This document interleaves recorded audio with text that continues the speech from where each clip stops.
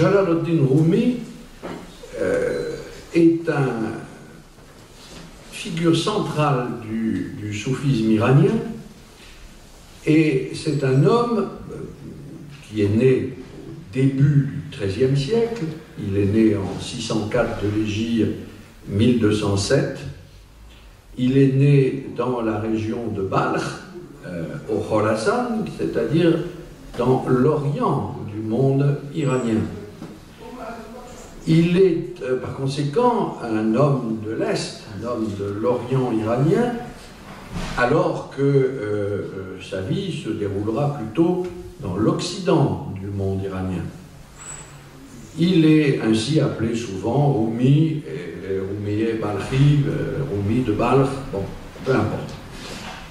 Son père, qui s'appelait Bahauddin Valad, était un savant, un enseignant et aussi un prédicateur. Alors le mot prédicateur ne signifiait pas à ce moment-là ce qu'il peut signifier aujourd'hui, c'est-à-dire c'était un homme chargé, avec autorité, de prêcher et d'enseigner, et ceci évidemment sous couvert d'une science remarquable. Il était renommé. Nicholson, que j'évoquais, grand savant spécialiste de Rumi, l'appelait en anglais « a distinguished professor ». Bon, il faut être anglais pour désigner un savant iranien de cette manière. Mais il était plutôt sectaire. On le connaît par ses diatribes contre des philosophes.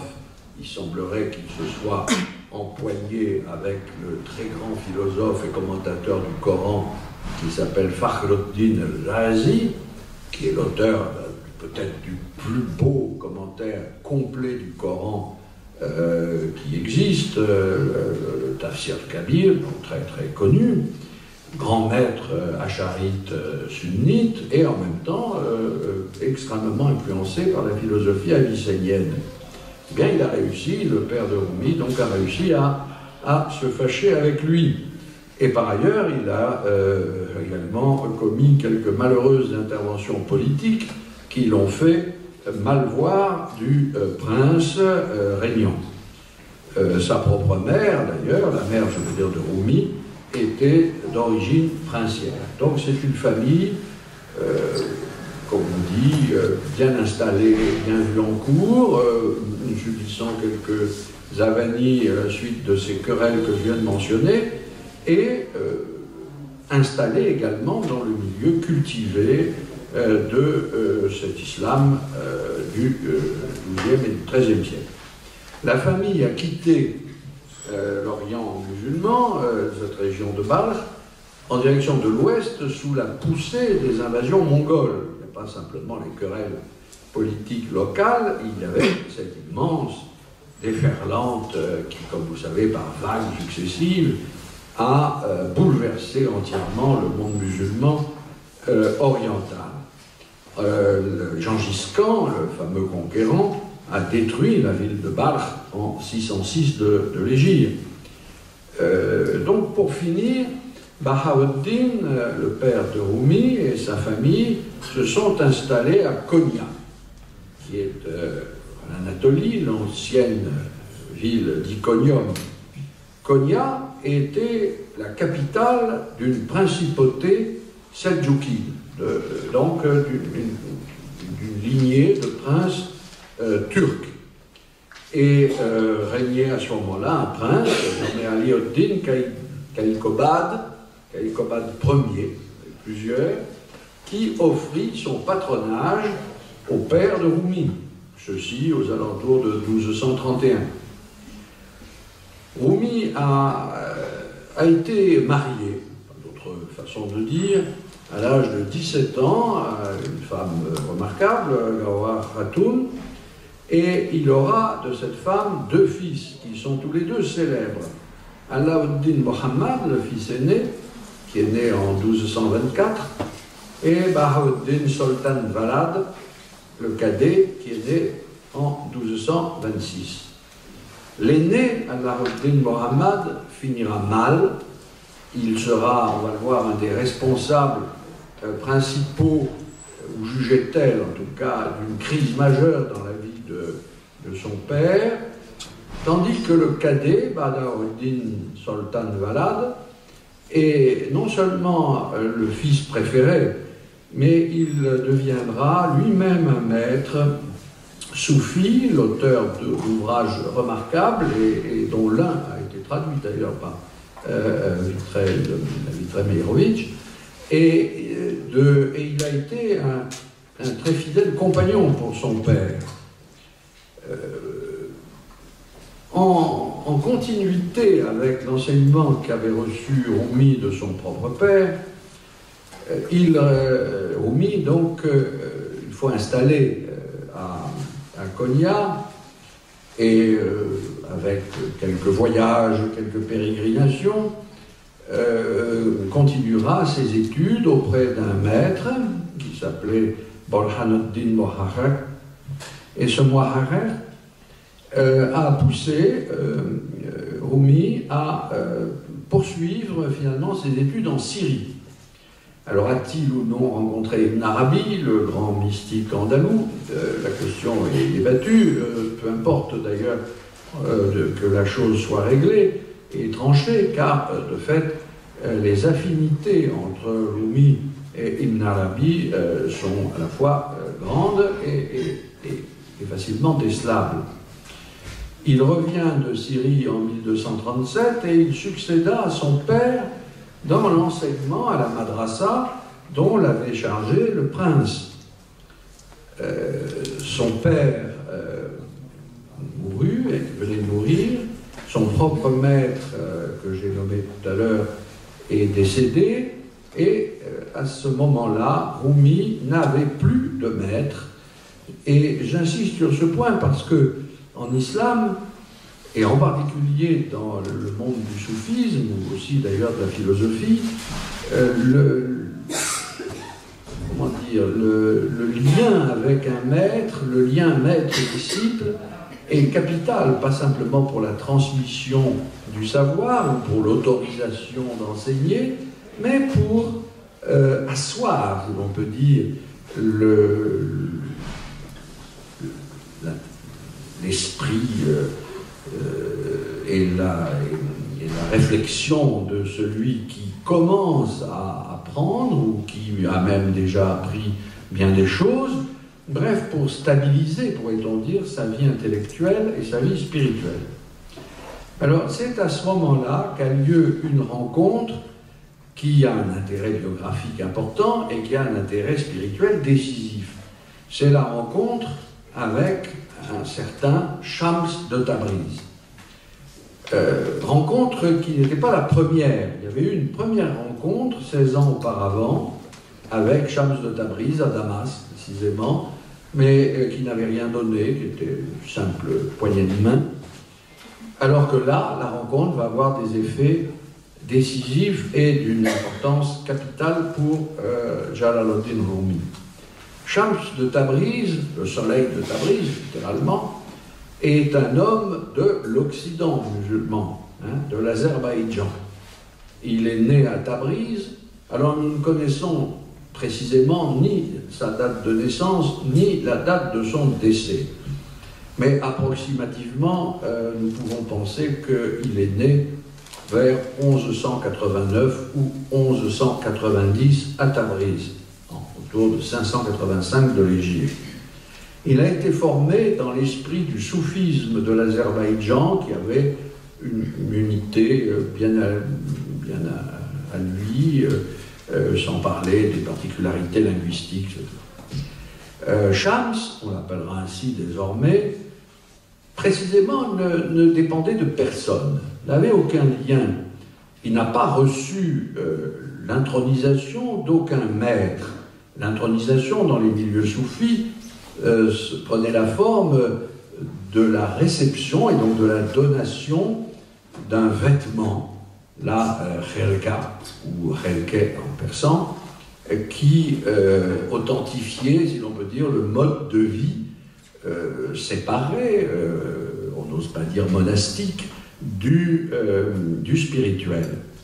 Donc Shams était un homme entièrement libre de tout lien, bien que nous sachions quels sont les maîtres qui avaient pu l'influencer. Et c'était un spirituel itinérant. On peut même, quand on lit aujourd'hui les textes que nous avons de lui, on peut même considérer qu'il était un esprit à la fois paradoxal, aimant les provocations sous forme de paradoxe, mais aussi qu'il ressemblait à ces figures de sages antiques que l'on avait appelées les sages cyniques. C'est quelqu'un qui ne se souciait à peu près d'aucune forme d'opinion publique et avait une existence entièrement tournée vers Dieu, sans aucune espèce de forme de ce qu'on appelle d'ordinaire le respect humain. Il rencontre en 1244, donc, en 642 de l'Égide, nous avons même la date, Rumi. Cette rencontre, dont nous avons plusieurs récits, est un coup de foudre.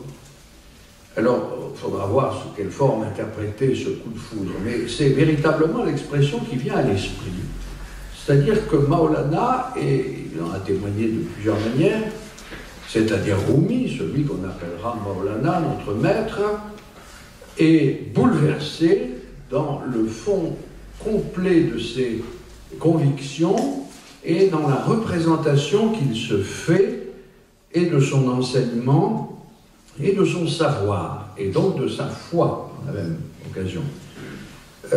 Les questions que lui pose Shams, les provocations, pourrait-on dire, au bon sens du terme, qu'il opère dans son esprit, détruisent, littéralement font s'effondrer toutes ces certitudes antérieures. Et j'essaye d'en dire deux mots sans entrer trop dans le sujet, mais c'est important pour ce qui fait le cœur même du propos. Pour un savant musulman comme Rumi, avant la rencontre avec Shams, comme pour son père, comme d'ailleurs pour d'éminents maîtres de son temps, les sciences islamiques étaient hiérarchisées, ordonnées, sciences rationnelles, sciences traditionnelles, c'est-à-dire fondées sur la transmission, exégèse coranique, etc. Bon, y compris d'ailleurs des formes empruntées au savoir métaphysique, et sans parler bien sûr des grandes disciplines juridiques qui étaient capitales.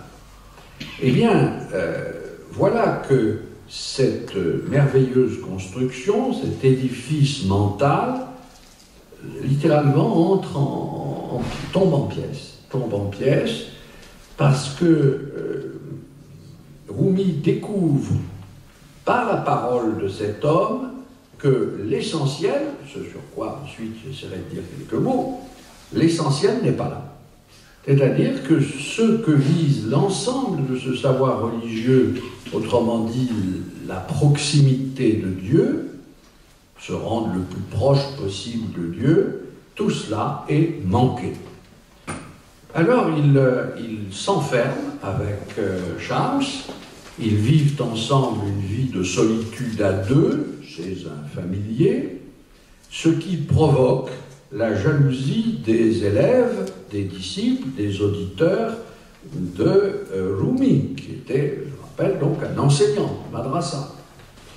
Et ses disciples sont jaloux de Shams pour de multiples raisons. Le propre fils aîné de Rumi se joindra plus tard à leur cortège protestataire. Il y a d'abord le fait que c'est un étranger. C'est un étranger à la ville de Konya, c'est un homme qui vient d'ailleurs, et c'est un homme qui, d'une certaine manière, ne vient de nulle part. Et donc, il est très mal reçu par ces gens-là, qui ne comprennent pas pourquoi cet homme qui n'est rien, qui semble n'avoir aucune compétence propre, peut accaparer ainsi leur maître. Ensuite, il est d'un autre rite, religieux et juridique. Bon, donc, ça a posé, semble-t-il, quelques problèmes. Mais enfin et surtout, il y a entre lui et Maulana un lien d'amour évident dont on va essayer ensuite de comprendre la signification.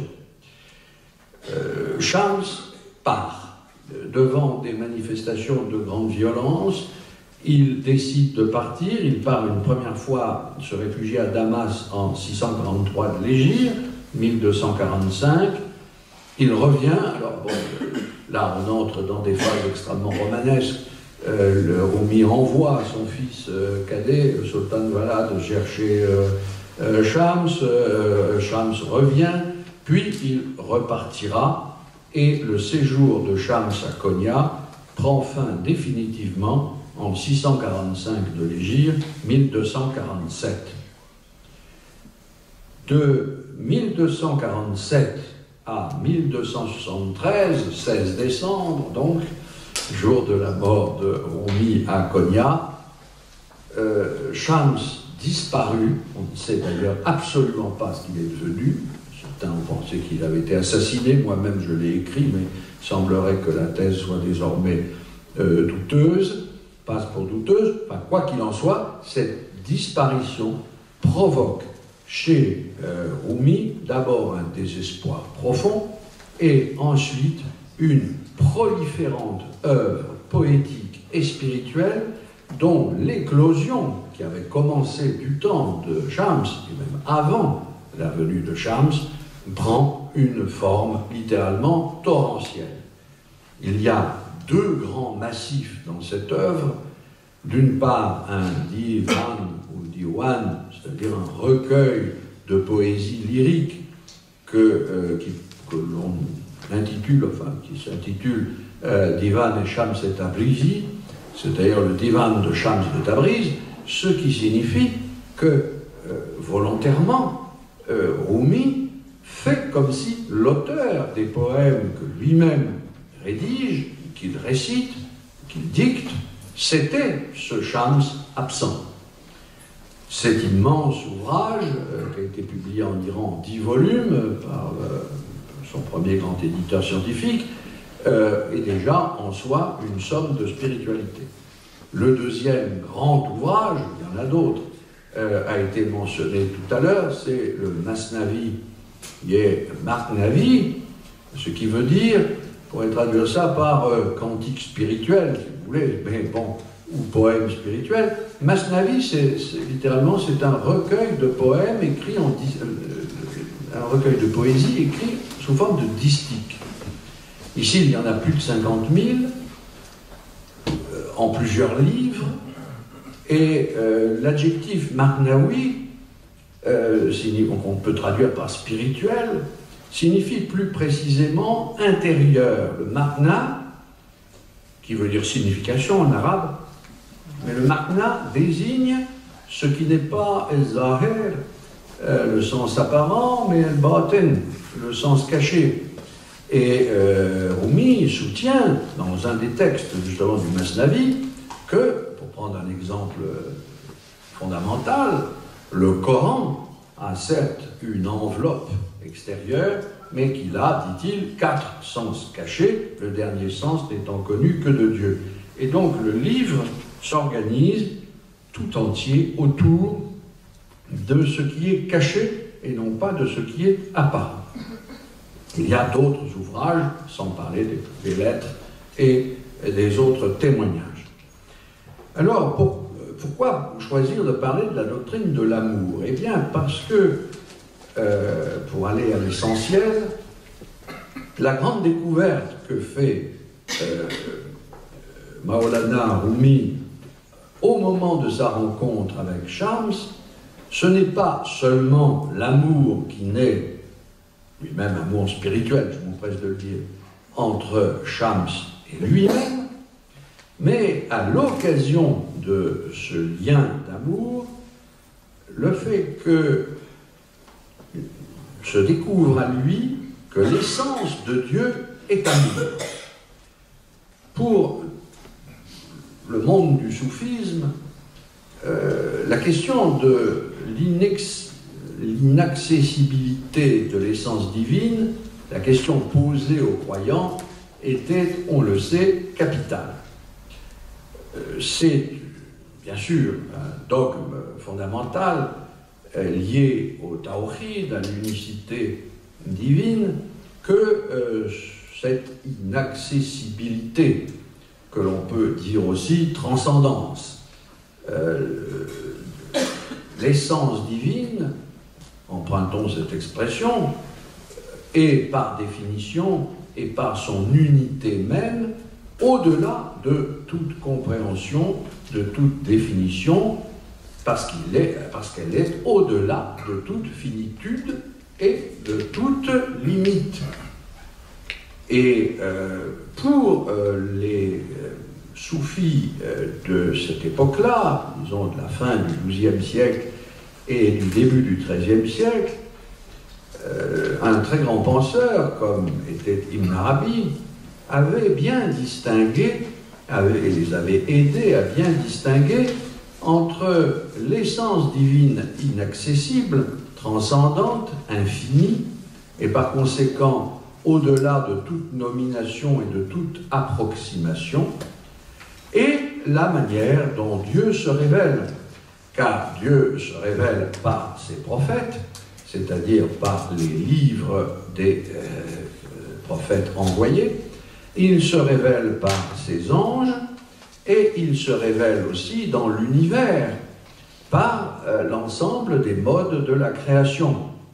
Enfin, Dieu se révèle, et c'était ça l'important, par les noms qu'il se donne lui-même, et chacun sait que la méditation, voire la récitation des noms divins, était devenue l'axe central de la réflexion spirituelle dans le soufisme de cette époque. L'essence est inconnaissable, les noms, les attributs, les actions de Dieu, en revanche, la révèlent. Et il y a entre cette essence cachée et les modes de sa manifestation une dialectique infinie et dans laquelle il est impossible d'obtenir un terme de compréhension définitif. Mais il reste aussi que toute l'ambition du soufisme depuis son origine, c'est-à-dire depuis les tout premiers siècles de l'islam, c'est d'atteindre ce qui en arabe se dit al-qurb, la proximité. La conviction des maîtres soufis était que l'obéissance littérale à la loi n'était pas suffisante. Elle était sans doute nécessaire, puisqu'elle est exigée très précisément par la parole divine, mais elle n'était pas suffisante. Ce qu'attendait, d'une certaine manière, le Dieu tel qu'il se révélait dans les prophéties, c'était tout autre chose, et quelque chose de bien plus important, qui était ce que traduit le mot arabe walaya, qui est passé également en persan, walaya, et le nom qui lui correspond, wali ou vali. Être un wali, être un vali, c'est être un ami de Dieu. Alors comment une amitié peut-elle naître et s'exercer au sein d'un couple aussi disparate que celui qui est formé par le Créateur et la créature? C'est évidemment cela qui fait toute la difficulté de cette méditation, voire de cette expérience. Être l'ami de Dieu, c'est tout autre chose qu'avoir une connaissance abstraite de la loi et des enseignements divins, c'est véritablement se rapprocher de lui autant qu'il est possible et se rapprocher dans l'amour. Or, il est un verset du Coran qui est devenu le leitmotiv de la littérature soufie et de l'expérience soufie. Il les aime et il l'aime, semblant dire qu'il y a bien un lien d'amour entre Dieu et la créature, et entre Dieu et l'ensemble de la création. Autrement dit, qui semble dire que le Dieu auquel il faut bien le croire n'est pas simplement un Dieu qui juge, mais il serait aussi alors un Dieu qui aime. Et non seulement l'amour serait un de ses attributs, mais il serait alors un de ses attributs essentiels, et mieux encore, il constituerait l'essence. Mais s'il constitue l'essence, comment faut-il le comprendre?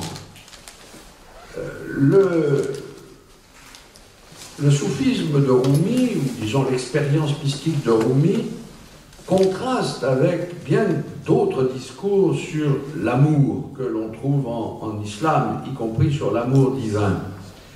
J'ai essayé de distinguer, je reprends ceci ici brièvement, ce qu'on peut appeler un amour de perfection et un amour d'anéantissement. L'amour de perfection, on le trouve chez les philosophes, par exemple chez Avicenne, on le trouve encore d'ailleurs chez d'autres philosophes, y compris Sohrawardi ou d'autres plus tard. L'amour de perfection consiste à soutenir que l'univers tout entier et l'homme dans l'univers trouvent leur perfection non pas par l'amour qu'ils ont envers Dieu, car celui-là est très, comment dirais-je, incommensurable à l'essence divine, mais dans l'amour que Dieu exerce par sa domination même et par la providence qu'il exprime au sein de l'univers. L'amour de perfection, c'est un amour dans lequel toute chose atteint sa perfection, son perfectionnement maximal, grâce à Dieu et en Dieu, de sorte que l'homme qui se rapproche de Dieu se perfectionne, et de sorte aussi que ce soit par sa perfection morale, intellectuelle, spirituelle, qu'il atteint à une sorte d'image, très lointaine bien sûr, de la perfection divine. En particulier, ce serait alors par l'intellect qu'on atteindrait cette ressemblance lointaine avec la perfection divine, parce que par l'intellect, on s'unirait avec l'intelligence et la science divine elle-même.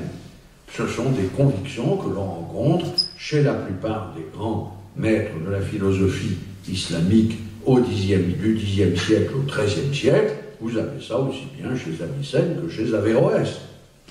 En revanche, l'amour d'anéantissement, on l'a rencontré dans le plus illustre exemple qu'est donné le soufisme ou la spiritualité, parce qu'il ne se tenait pas lui-même pour un soufi, expérimenté par Hossein ibn Mansour el-Hallaj. Alors, je ne peux pas dire dans le détail tout ce que fut la vie, l'expérience et l'œuvre de Hallaj. Hallaj a été supplicié, martyrisé à la fin du Xe siècle à Bagdad, et ceci pour avoir prononcé un certain nombre de locutions, de phrases paradoxales, dont la plus célèbre est un cri fameux, Ana al-Haq, je suis le réel, attestant par là même que dans l'amour infini de Dieu, il coïncidait ou il s'unifiait complètement avec l'essence divine, au prix, bien sûr, de sa propre disparition, de son propre anéantissement.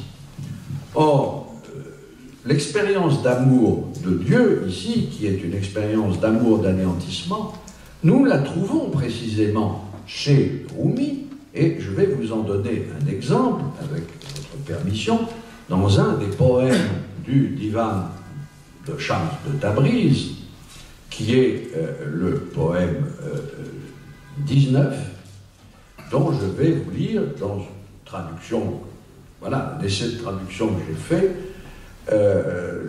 quelques passages. Quelques passages. Je porterai devant elle le sabre et le linceul. En sacrifice, je poserai mon cou. Que si tu t'ennuies à cause de moi, décidément tranche-moi le cou. Tu sais que sans toi, je ne veux pas de la vie. Par Dieu qui fait revenir les morts, que mourir me convient mieux que séparation. Je n'aurais jamais cru que tu te détournerais de ton servant. Je disais, ce sont de faux bruits, calomnies dites par tes ennemis. Tu es mon âme, et sans âme, je n'ai plus de vie pour vivre. Tu es mes yeux, et sans toi, je n'aurai plus de vue pour voir. Abandonne ces paroles, chanteur, joue un air de musique, apporte luth et tambourin s'il ne t'est pas de hautbois. Première citation que vous faites de Rumi, comme vous l'aurez remarqué, le poème s'adresse à un bien-aimé ou une bien-aimée. Bon, en persan, il n'y a pas de genre, alors j'ai traduit au féminin. Donc, les premiers vers sont « Que se passe-t-il si ma bien-aimée prend ma main de main ?» Hors de la lucarne, laisse pendre sa tête, pareil au disque de la lune, beau visage. L'expérience de l'amour suppose en effet, et c'est encore une difficulté, mais elle se résout facilement, la découverte qu'a faite Rumi, qui est que l'amour humain est l'image de l'amour divin.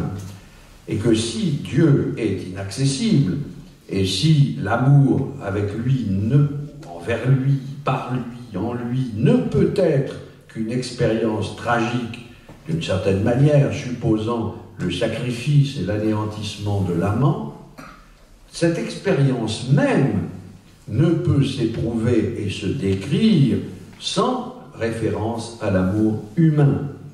Et comme d'autres grands maîtres du soufisme, par exemple Ruzbehan Bakli de Shiraz, et d'autres encore, Ibn Arabi lui-même, notre poète et notre mystique Rumi réhabilite l'amour humain précisément parce qu'il est la seule voie d'accès à l'amour divin, ce qui empêche le rapport à Dieu d'être une simple abstraction, voire même une dépossession de toute forme de sentiment et par conséquent de passion.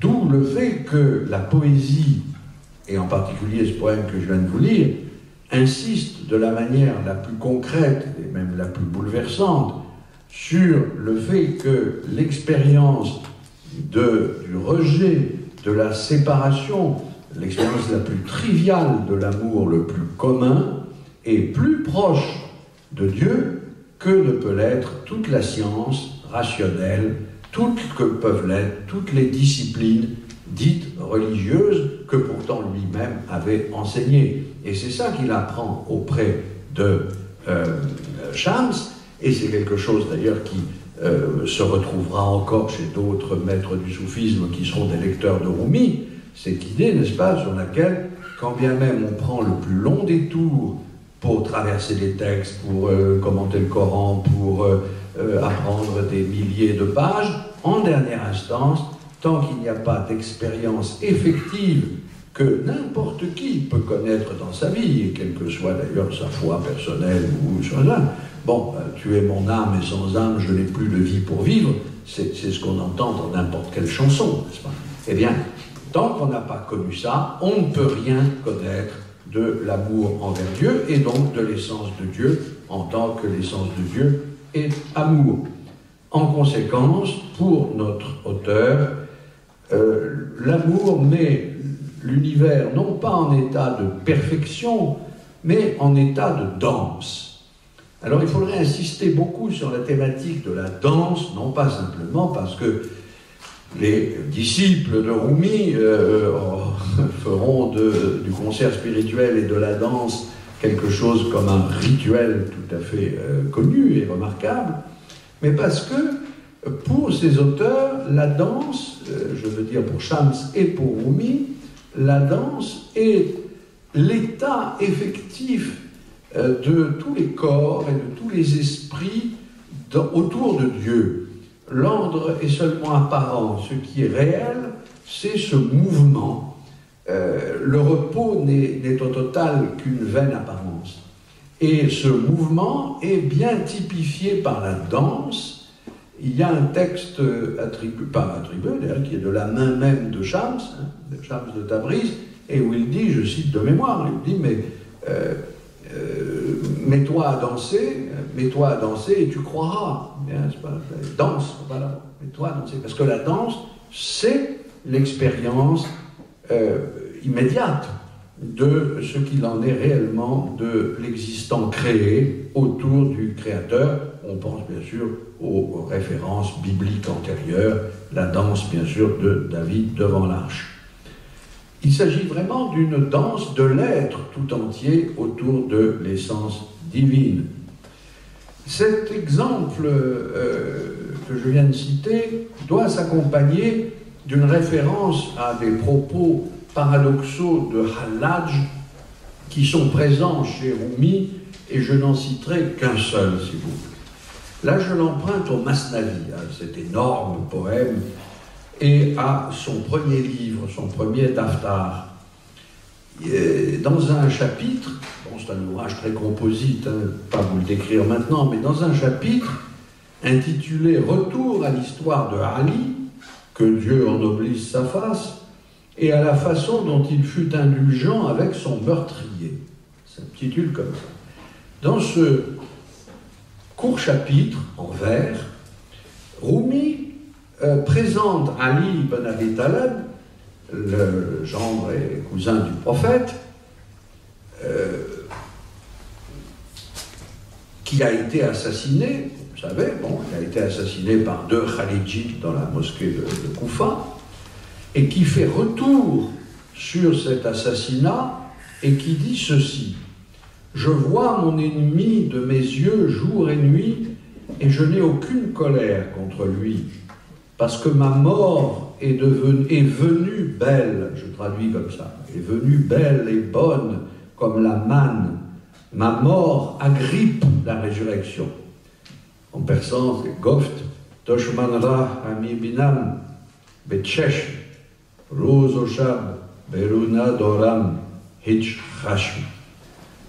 Zande Margan Hamchu Man Rouge Abadast Margeman Dal Bars Chamendal Zadast. Alors, bon, la mort est venue comme la manne dans le désert. Ma mort, littéralement, agrippe, tient la résurrection. La raison, on la connaît, c'est une réminiscence d'un propos attribué à Muhammad, au prophète. Quand un homme meurt, se lève sa résurrection. Ka'ana Kiyamado. Se lève sa résurrection. Mais, ici, donc c'est une raison bien compréhensible hein, de l'attitude d'Ali, mais il y a plus que de la bienveillance, et plus que l'acceptation de ce qui au fond est pour lui un bonheur, c'est-à-dire la résurrection, car il cite un tout petit peu plus loin les vers même, ou les mots même qu'avait utilisé Hallaj quand il attendait la mort, la condamnation ignominieuse et son supplice qui a été épouvantable. Nous avons conservé en effet ces mots chez Hallaj lui-même, et ils sont là mis dans la bouche de Ali. « Tuez-moi, ô mes amis, car c'est dans mon meurtre qu'est ma vie éternelle. » Là, je cite Rumi, la version qu'il y a dans Rumi. « Certes, c'est dans ma mort qu'est ma vie, ô jeunes gens. Combien encore serais-je séparé de ma demeure, jusqu'à quand ?» Donc, nous aborderions ici un thème qui est fréquent, un peu inquiétant même, qui est le thème de la mort volontaire. Mais tirons-en simplement au moins une certitude, c'est que l'amour est la voie pour mourir au monde, pour trouver une vie supérieure, et dont on va voir qu'elle ne se résume pas à la vie future, c'est-à-dire au salut dans l'autre monde. Alors je cite un autre texte, qui est, je reviens au Divan de Shams de Tabriz, qui est le poème suivant. Essayez de le retrouver. Donnez-moi. Voilà. C'est un poème où, s'adressant à l'objet aimé, qu'il compare à Joseph. Joseph, au beau nom, en ta beauté tu montes à notre terrasse. S'adressant à lui, il lui dit « Ô mer remplie de corail, par Dieu, mon âme s'est faite légère, cette âme mienne qui tourne à la rotation de ce moulin. » Puis, le poème s'interrompt, il y a une sorte d'anacolute, enfin une petite rupture, et dit « Non, non, va, Majnoun, va, plonge au cœur du sang, ne dis rien du comment, va, ignore le comment, puisqu'à l'âme il n'est point de lieu. Si ton corps est retourné à la poussière, ton âme s'est élevée au ciel. Si ta robe s'est déchirée, ton âme ne s'est pas effacée. Tu m'as dit, comment t'en vas-tu? Y vas-tu hardi et généreux? Considère que tu vas dans le sang. Ne diras-tu pas jusqu'où? Je répondis, par les feux du cœur, sur le tapis du cœur, je roule dans les noires passions du cœur, jusqu'à la mer du « il fait ce qu'il veut ». C'est-à-dire Dieu fait ce qu'il veut. Donc dans cette accession à la nécessité divine, il fait ce qu'il veut, et à la liberté divine, l'amant considère l'aimer comme, il le lui dit, un principe de sédition. Devant toi vont les désordres, lui dit-il. Non pas l'ordre, mais le désordre. Et il se compare à Majnoun, le fameux héros de la poésie anté-islamique, et qui est un des personnages constants de la littérature spirituelle. Majnoun, le fou, celui qui est amoureux de sa cousine Leïla, et qui est évidemment accordé à quelqu'un d'autre, et qui erre dans le désert au milieu des bêtes sauvages et qui s'anéantit d'amour, enfin dépérit sur place pour l'amour d'une femme qu'il a d'ailleurs en fait à peine entrevue. Donc on revient à cette expérience très inquiétante, d'ailleurs très surprenante, de l'anéantissement de soi qui conduit à l'essence de l'âme, à la découverte de l'âme, car dans le texte que je citais, c'était dit, l'âme découvre qu'elle n'a pas de lieu. C'est un thème qu'on retrouve très souvent chez les spirituels du soufisme et chez les philosophes. L'âme est un entre-deux. L'âme n'est ni l'intellect ni le corps. L'âme n'a pas de place. L'âme est en fait un mouvement, et toujours un mouvement vers le haut ou un mouvement vers le bas, mais elle est foncièrement motrice et elle-même, elle est mue. Donc elle est hors lieu. Elle est, au sens littéral du terme, dans l'inquiétude.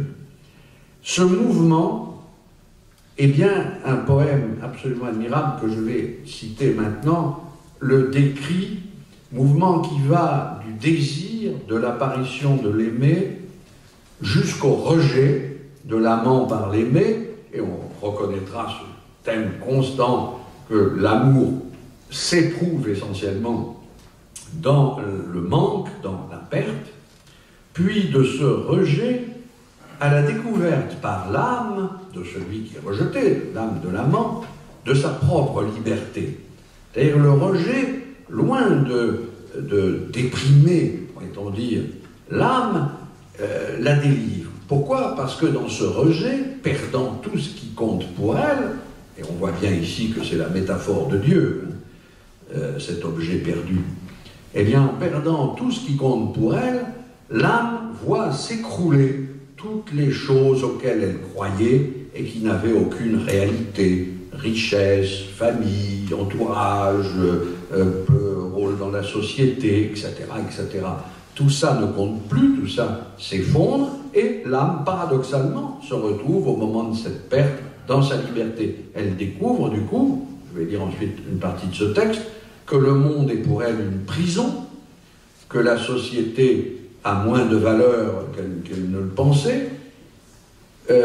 Alors l'âme rencontre le maître cynique Diogène, le grec qu'il est évoqué, et c'est alors, au moment au fond où elle est la plus désorientée, qu'elle rencontre la manifestation de la phase divine et qu'elle s'évade non seulement de ce qui jusqu'ici l'emprisonnait, mais même de toute forme de désir propre. Et c'est alors que s'achève l'unification avec l'amour dans la danse. Je vais vous lire 2 ou 3 strophes de ce poème. Et l'on voit bien ce qui est ici la thèse fondamentale. C'est qu'il est évidemment exclu de pouvoir s'unir avec l'essence divine en tant qu'elle est transcendante, étant donné que sa transcendance la protège de toute forme d'accessibilité. Mais en revanche, il est possible de s'unifier avec l'amour.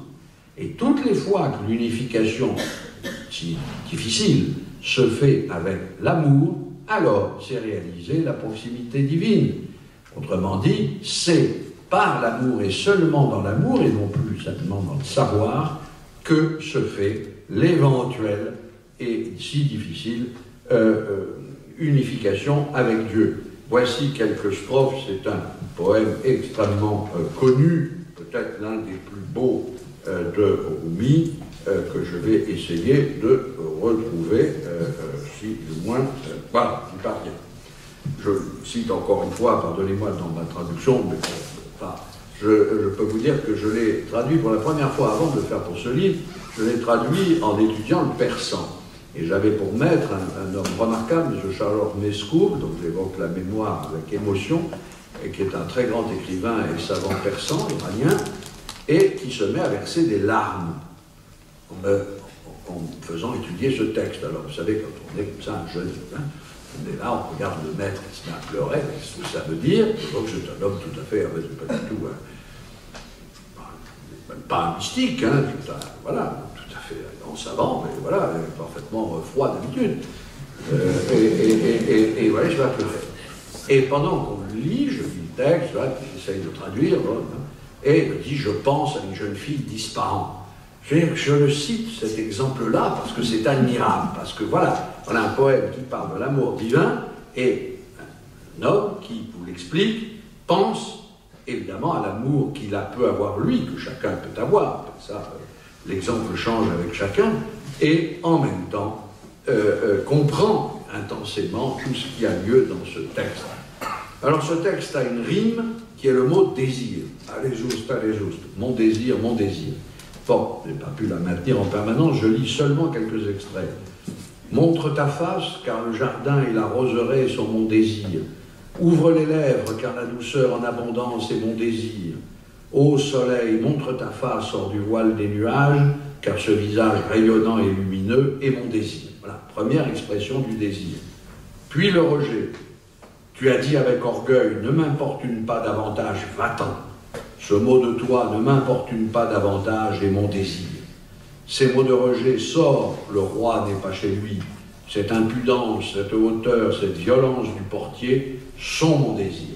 Deuxième étape, je disais, la découverte à travers le rejet finalement de la situation amoureuse elle-même.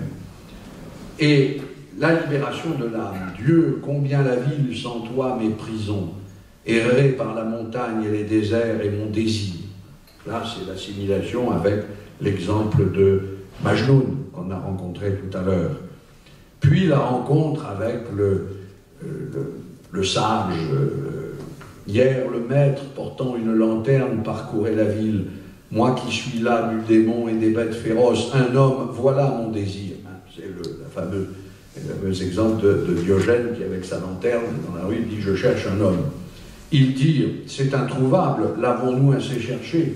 Et lui, « Ce que l'on ne peut trouver, tel est mon désir. » Voilà, c'est précisément dans la mesure où l'aimer est introuvable, où il se rend introuvable. On voit que c'est l'expérience même, d'ailleurs, vécue avec la fuite de Shams, que l'expérience de l'amour imite l'expérience de la proximité divine, car Dieu est ce que l'on ne peut trouver. Donc la seule chose qui compte, c'est le désir, l'amour, puisque ce qui est l'objet du désir est introuvable. Et réciproquement, l'expérience de l'amour est bien sûr l'expérience de cet introuvable. Le soufisme est donc vécu ici comme expérience. Je ne veux pas abuser de votre attention et trop citer de textes, mais puisque nous savons maintenant que l'objet même de la quête est l'amour, et non pas simplement l'amour comme moyen, mais bien comme finalité, je voudrais revenir alors à un texte qui est dans le Masnavi, le grand recueil, et il est tiré du 3e livre. C'est un quatrain, ce sont les vers et distique 4620-4624. Je dis ça pour ceux qui expliquent savamment le Masnavi, puissent les retrouver. Voici, c'est un couple non, ce sont 4 distiques. L'amant cherche l'aimer vivement. Lorsque l'aimé vient, cet amant est parti. Tu es l'amant du réel, c'est-à-dire du réel divin. Et le réel est tel que lorsqu'il vient, il n'y a plus de toi un seul cheveu. 100 comme toi disparaissent devant cette vue. Par hasard, n'es-tu pas amoureux de l'anéantissement de toi-même, ô maître, mon bon maître, on dit ça en français, Khadjé, mon bon maître. Tu es l'ombre et tu es amoureux du soleil. Le soleil vient, l'ombre s'anéantit en hâte. Cette question est très familière hein, quand il demande par hasard, enfin, 100 comme toi disparaissent devant cette vue, c'est-à-dire devant la vue du réel. Par hasard, n'es-tu pas amoureux de l'anéantissement de toi-même? Et Khadjé, mon bon maître. Mais Khadjé, c'est un titre qu'on donne aux savants. Par exemple, Khadjé Nasiruddin Toussi, maître. Eh bien, le maître en question, c'est ironique, découvre, la question est elle-même ironique, qu'il est amoureux non pas de quelque chose, même pas de sa propre existence, c'est donc tout sauf un amour narcissique, mais il est amoureux d'un aimé dont l'existence même signifie l'anéantissement de toi-même. Pourquoi? Eh bien, on voit que tout ceci est soutenu par une théologie assez radicale. Tu es l'ombre et tu es amoureux du soleil. La conviction que partage Rumi avec d'autres maîtres du soufisme et d'autres philosophes d'ailleurs aussi, c'est celle-ci qui est très bien exprimée chez Ibn Arabi. Toute l'existence, tout l'être est Dieu. Et Dieu est tout l'être. Ce qui veut dire à la fois que la totalité de l'être est en Dieu et que seul Dieu existe, et que l'ensemble de ce qui n'est pas Dieu, l'ensemble des choses qui ne sont pas nécessaires par elles-mêmes, mais qui dérivent de Dieu, qui sont créées donc par Dieu, eh bien cet ensemble est l'ombre du soleil divin et n'existe que par l'existence du soleil divin.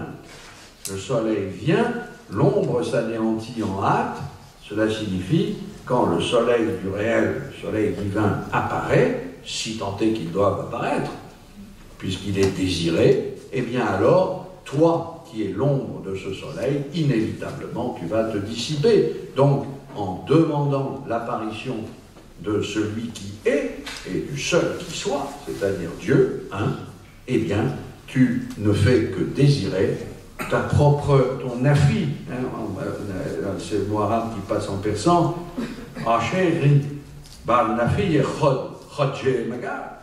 est-ce que par hasard tu ne voudrais pas ta propre négation, ta propre annulation presque. Ensuite, cette autre citation, je le ferai aussi du troisième livre du Masnavi. Dans cette partie du troisième livre du Masnavi qui va du distique 4717 jusqu'au distique 4729, nous sommes au cœur d'une série de textes qui portent tous sur la découverte de l'amour. Là, il faudrait des heures pour ne serait-ce que lire ces textes. Alors je prends simplement un passage où est posée la question « Qu'est-ce que l'amour ?» Le texte le dit, l'intellect perplexe. Qu'est-ce que l'amour? Car il n'y a même pas le verbe « demande ». Dans la poésie de Rumi, il y a des ellipses en permanence. Qu'est-ce que l'amour? Qu'est-ce que le hal? Hal, alors Vitré Meyerovitch traduit l'extase. Bon, soit. Mais hal, c'est presque intraduisible. Je crois que aussi d'autres avaient traduit ainsi. Le hal, c'est l'état spirituel. C'est-à-dire, littéralement, c'est qu'est-ce que l'état, qu'est-ce que la situation, qu'est-ce que le mode d'être. Vous voyez, ça ne veut rien dire en français. Qu'est-ce que l'état dans lequel on se trouve quand on est dans l'amour. Voilà. Alors évidemment, on peut traduire qu'est-ce que l'extase, mais c'est presque trop précis et trop ambitieux.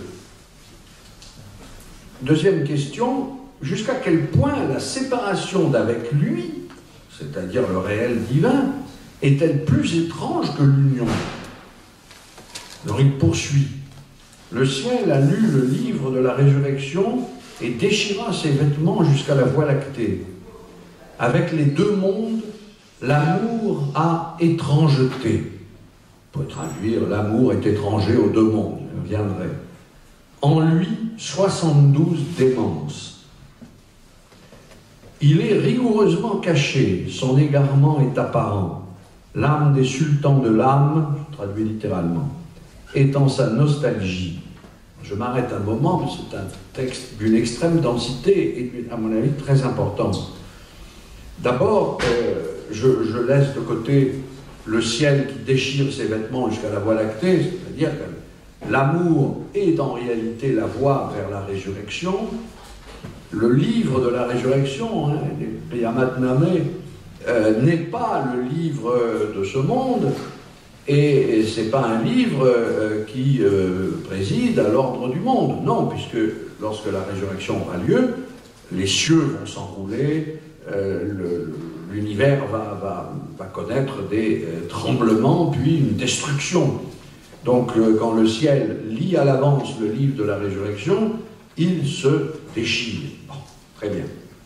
Mais le moment, à mon avis, le plus important, c'est avec les deux mondes, l'amour a étrangeté. Bado alam eshra biganegi, en persan. Qu'est-ce que c'est que ces deux mondes? C'est ce monde-ci, le bas monde, et l'autre monde. Et l'autre monde. Et c'est une thèse qui n'est d'ailleurs pas propre à Rumi seul, hein, mais qui est d'une grande importance, qu'on trouve sans cesse. Il y a ceux qui aiment ce monde-ci. Alors, comme le dit d'ailleurs très bien Shams lui-même, aimer ce monde, aimer le monde sensible, hein, le monde qui nous entoure, c'est les dévots, les religieux critiquent cette attitude, un peu comme les adultes critiquent les enfants qui jouent. Mais les enfants qui jouent sont très sérieux. Évidemment, il a en tête les versets du Coran, il dit « Cette vie-ci n'est que jeu et divertissement ». Ben oui, et les hommes se comportent comme des enfants qui jouent et se divertissent. Mais alors, à sa manière provocatrice, Shams dit bien « Mais très bien, alors si on veut faire comme les enfants, il faut vraiment faire comme des enfants, parce qu'eux font ça très sérieusement. Alors amusez-vous, hein. Pas de larmes, mais des rires. Donc si on choisit ce bas monde, autant le faire avec gaieté. Puis alors il y a ceux qui choisissent l'autre monde, et qui donc vivent une vie ascétique en vue d'avoir le salut au paradis dans la vie future, et de satisfaire aux exigences de la loi divine. Alors, est-ce que ces gens-là sont ceux-là qui connaissent l'amour de Dieu et la proximité de Dieu? Ben, pas du tout. Parce que pour connaître la proximité, il faut être étranger à ce monde-ci, sans doute, et à l'autre monde aussi. C'est-à-dire qu'il ne faut pas du tout avoir le souci de son propre salut. Ça, c'est très bien, ça justifie les actes de dévotion, de culte, etc., c'est très excellent. Mais en réalité, ça laisse aussi éloigné de Dieu que peut l'être celui qui joue en ce bas monde et qui, au moins, s'il écoute Shams, le fera avec gaieté. L'âme des sultans, alors, John et Sultan et John Dar Hazaratash. Il y a cette façon, vous savez, il écrit à partir des assonances. On sent que c'est la langue qui écrit à sa place, parfois. John et Sultan, mais John. L'âme des sultans de l'âme, ce qui ne veut rien dire. Bon, enfin, évidemment, on peut dire les sultans spirituels. Non, les sultans de l'âme, ce sont les maîtres qui se préoccupent de leur propre âme. Eh bien, l'âme de ces gens-là reste en sa propre nostalgie. C'est comme ça que je traduis Hazratash. Et sa propre nostalgie, et dans sa nostalgie. Donc, la vraie, ça veut dire aussi regret. Dans sa nostalgie. Le vrai sentiment spirituel est là. Mais alors, quand il dit ensuite « autre que les 72 religions et son culte », alors on comprend mieux ce qu'étaient les 72 démences. L'amour a 72 folies qui correspondent un peu réciproquement dans le miroir aux 72 sectes. Vous savez, il y a un fameux propos qui est attribué au prophète Mohammed qui dit que l'islam va se diviser en plein de sectes, dont 72 sont dans l'erreur, et il y en a une qui est vraie. Mais les 72 religions, eh bien, sont dans l'erreur. Il y a autre que les 72 religions et son culte, sa religion à lui, la religion de l'amour. Raïri Aftod, Odomelat, Kisheku, et son culte. Et alors, il finit quand même par, à la suite de ces vers, je ne les cite pas tous, par dire « Mais alors donc, qu'est-ce que l'amour ?» Il répond « L'océan du non-être, Darya Yeradam. Là, l'intellect perd pied, Dar Shenach, Dar Shekaste, Ra Anja Adam. » Voilà. On peut s'arrêter là, parce que c'est le leitmotiv que vous retrouverez sans cesse. D'autres poèmes pourraient être lus, mais on arrive au terme, je pense, de sa quête à lui. Qu'est-ce que l'amour? L'océan du non-être, l'océan infini qui brise toute finitude et devant lequel la raison ou l'intellect perd pied. Je vous remercie.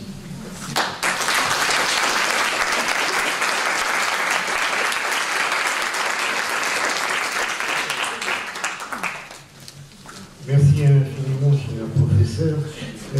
Maintenant, nous pouvons, si vous voulez bien, consacrer un peu de temps aux questions. Je pense qu'après cet exposé que je qualifierais de lumineux, les questions peuvent venir. Voilà, c'est à vous la parole. Quelqu'un viendra.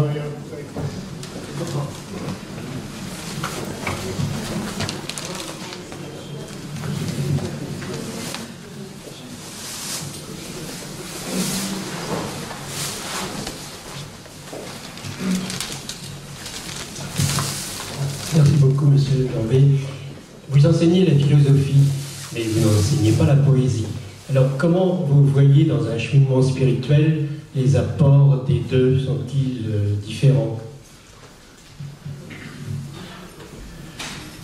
Et comme vous le savez aussi bien que moi, que il faut pas distinguer, enfin il faut les distinguer, il ne faut pas séparer poésie et philosophie en islam.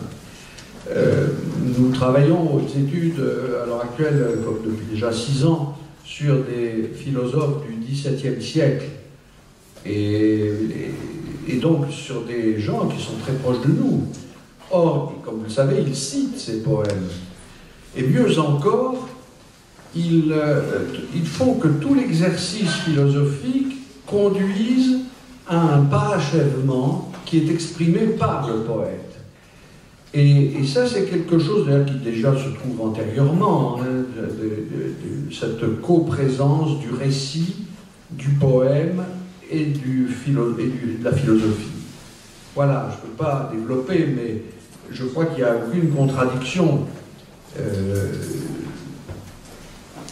Il faut passer par le développement dialectique de la pensée, mais on ne peut pas s'arrêter là, parce qu'il y a un moment où ce sont ces paradoxes, ces textes qui en disent plus que n'en dit le texte philosophique proprement.